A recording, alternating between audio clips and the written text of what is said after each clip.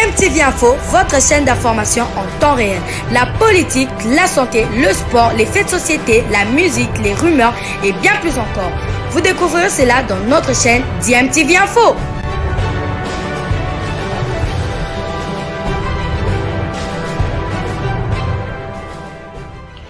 Vous êtes sur DMTV, bonjour ou bonsoir, tout dépend de l'heure à laquelle vous nous suivez. Tout plaisir est pour nous de vous retrouver, mais surtout de savoir que vous êtes nombreux en train de suivre votre chaîne YouTube DMTV. DMTV qui vous propose l'actualité, vous propose également des analyses et des réflexions sur des sujets d'actualité, sur des faits sociaux, tout simplement sur des réalités que nous observons ici chez nous en République démocratique du Congo.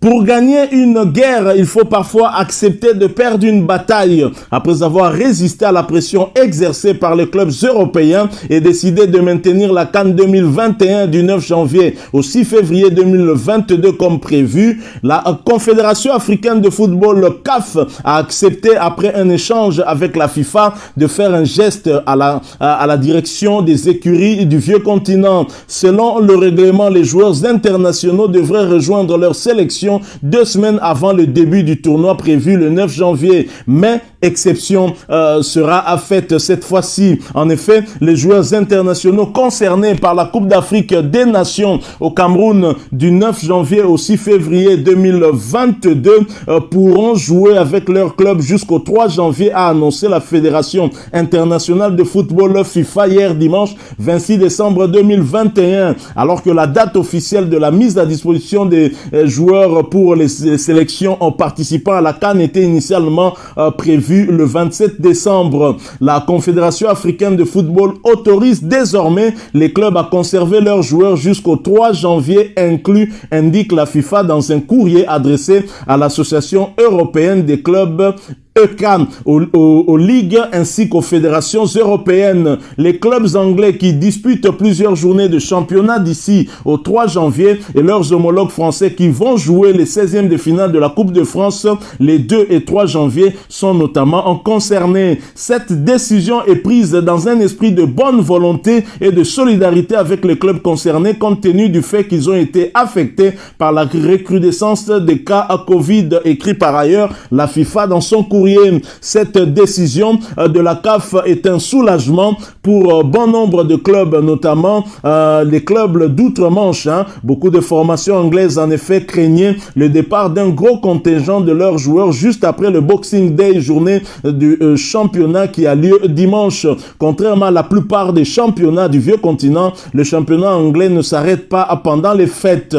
Alors, ceci aura bien évidemment des conséquences sur la préparation des équipes nationales africaines, une préparation qui sera tronquée. La semaine dernière, c'est vrai que l'ECA avait menacé de ne pas libérer les joueurs internationaux pour la Coupe d'Afrique des Nations, s'inquiétant du protocole sanitaire de l'épreuve sur fond de pandémie. Outre le protocole sanitaire du tournoi, l'ECA pointait surtout le risque d'une absence des internationaux plus longue que la période de mise à disposition prévue en raison des quarantaines et restrictions de déplacement liées notamment à l'émergence du variant Omicron du coronavirus.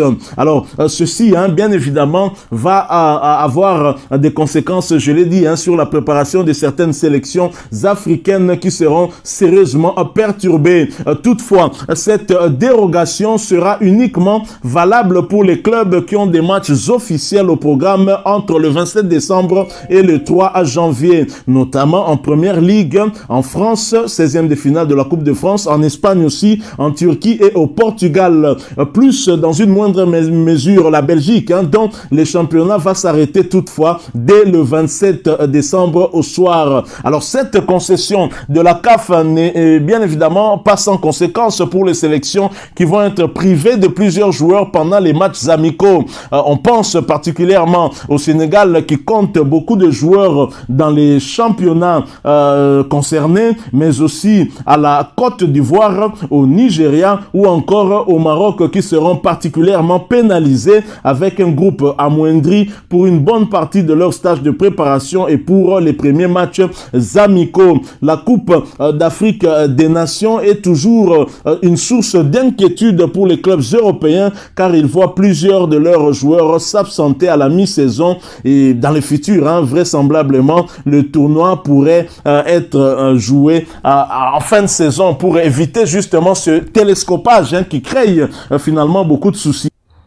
Alors la FIFA qui impose un compromis à la CAF pour cette CAN qui va donc préjudicier quand même dans une certaine mesure les sélections africaines.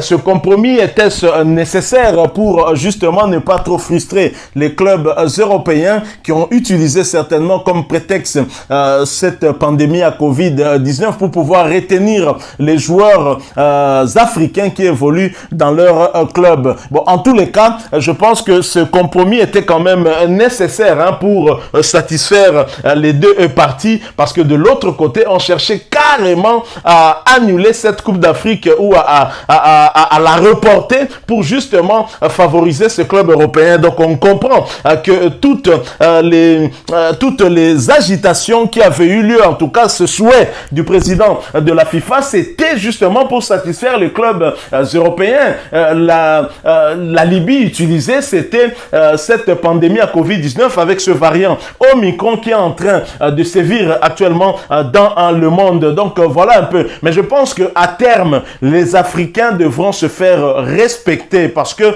on ne respecte pas suffisamment les Africains. Malheureusement, vous avez certains Africains qui font le jeu justement de ces Occidentaux, surtout ces Européens, parce que il faut le rappeler que lui-même, Gianni Infantino, actuellement président de la FIFA, lui-même a fait partie de l'UEFA aussi, c'est un Suisse, et donc il est très bien placé pour comprendre justement les plaintes de ces clubs européens. Donc voilà une compétition de tout un continent qui a failli peut-être être reportée pour la énième fois, rien que pour satisfaire certains grands clubs et leurs championnats. Donc c'est de l'irrespect, nous en avons parlé à plusieurs reprises et je salue ici en tout cas la résistance de Samuel Eto'o, le tout nouveau président de la confédération camerounaise de football. Je salue le président de la confédération africaine de football, le sud-africain Motsepe, qui a également résisté face à ces pressions de ces différents clubs qui souhaitaient en tout cas le report, voire même l'annulation pure et simple de cette compétition. Cette CAN qui aura en tout cas une saveur toute particulière, car les Camerounais auront peut-être à vivre la présence d'un certain Lionel Messi qui fut coéquipier de Samuel Eto'o à Barcelone. Lionel Messi qui avait promis à Samuel Eto'o de venir au Cameroun au cas où il était élu président de la FECAFOOT et Samuel Eto'o l'a fait. Il a eu à marquer son énième but pour en tout cas devenir président de cette fédération camerounaise de football. Et nous osons croire que Lionel Messi va finalement réaliser sa promesse, celle de descendre au Cameroun, un pays de football, un pays magnifique qui nous a donné beaucoup de légendes africaines. Nous avons notamment les George Weah, nous avons Samuel Eto'o lui-même, nous avons tant de joueurs, Joseph-Antoine Bell, ils sont tellement nombreux. Oman Biik qui était celui qui avait inscrit l'unique but contre l'Argentine lors de la Coupe du Monde 90, si ma mémoire ne me trahit pas. Et donc un pays merveilleux que Lionel Messi pourrait visiter justement pour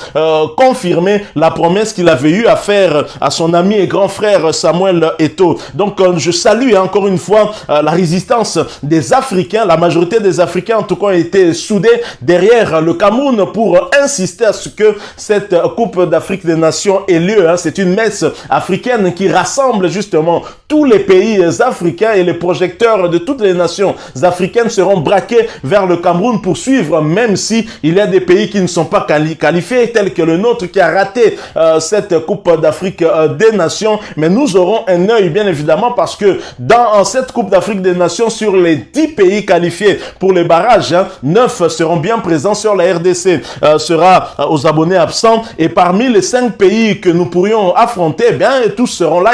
Il y a le Nigeria, il y a le Maroc, il y a la Tunisie, l'Algérie, ainsi que le Sénégal. Donc voilà l'intérêt pour nous Congolais de pouvoir suivre cet événement qui va donc attirer l'attention de beaucoup de monde. Voilà donc ce qui met aussi fin à notre sujet du jour. Nous avons voulu échanger avec vous sur finalement ce compromis trouvé entre la Fédération internationale de football qui s'est fait passer pour l'avocat des clubs européens, qui a donc finalement pu arracher ce compromis du côté de la Confédération africaine de football. Motepe, je vais parler de la CAF, a joué quand même de la sagesse pour éviter le report de la Coupe d'Afrique des Nations. On accepte ce compromis, ça pénalise certaines nations, notamment le Sénégal, le Maroc, le Nigeria et bien d'autres encore, mais au moins la compétition ne sera plus reportée, on ne va plus parler d'annulation. Si vous avez aimé ce sujet, laissez-nous un maximum de j'aime. Merci de partager avec nous aussi votre propre opinion, votre point de vue sur cet épisode, en nous laissant bien évidemment un commentaire. Vous êtes nouveau ou ancien et que vous ne vous êtes pas encore abonné, n'hésitez pas, abonnez-vous et n'oubliez pas d'activer la petite cloche de notification, et pour cela, cliquez tout simplement sur celle que vous verrez apparaître dès que vous serez abonné. Encore une fois, merci à vous, avec espoir de vous retrouver très bientôt dans un autre sujet d'actualité. En attendant, portez-vous bien et DMTV vous dit au revoir.